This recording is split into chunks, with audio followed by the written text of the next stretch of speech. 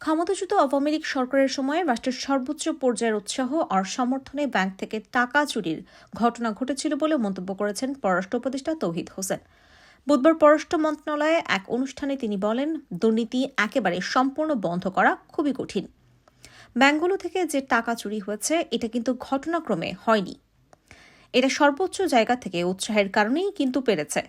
পত্রপত্রিকায় উঠেছে, সবাই বলাবলি করেছে অমুক ব্যাংকটাকে ধ্বংস করে দেয়া হচ্ছে, কারণ একটা ভালো ব্যাংক থেকে সমানে খারাপ ঋণ দেয়া হচ্ছে ইচ্ছাকৃতভাবে। সর্বোচ্চ জায়গা থেকে যদি তাদের প্রতি সমর্থন না থাকতো তাহলে এটা সম্ভব হতো না। ছাত্র জনতার আন্দোলনে শেখ হাসিনা সরকার ক্ষমতাচ্যুত হওয়ার পর সেই সরকারের সুবিধাভোগী ব্যবসায়ী ও প্রভাবশালীদের অনিয়মের তথ্য অন্তর্বর্তী সরকারের সময়ে সামনে আসতে শুরু করেছে। সরকারের তরফে বলা হয়েছে, অনেক প্রভাবশালী শিল্পী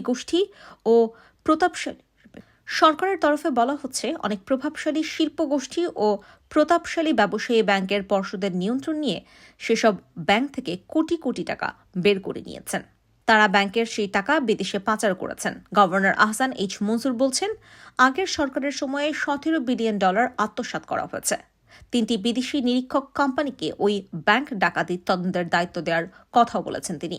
বিদেশগামী শিক্ষার্থী ও প্রবাসীদের বিভিন্ন কাগজপত্রের সমন্বিত অনলাইন সত্যায়ন ব্যবস্থাপনার উদ্বোধনী অনুষ্ঠানে প্রধান অতিথির বক্তব্য দেন পররাষ্ট্র উপদেষ্টা। সত্যায়ন কার্যক্রম অনলাইনে সম্পন্ন হলে দুর্নীতি কমাতে এটা বড় রকমের পদক্ষেপ হবে বলে মন্তব্য করেন তিনি। সার্বিক কার্যক্রমের মাধ্যমে কোনো দেশের ভাবমূর্তি তৈরি হয় মন্তব্য করে তৌহিদ হোসেন বলেন, ইমেজ একদিনে সৃষ্টি হয় না, একদিনে শেষও হয় না। ভূমধ্যসাগর পাড়ি দিতে গিয়ে যারা মারা যায় তাদের সংখ্যা আমাদের যখন সবচেয়ে বেশি হয়ে যায়, ইমেজ কিন্তু তখন আপনি ভালো ভালো কথা বলে রক্ষা করতে পারবেন না।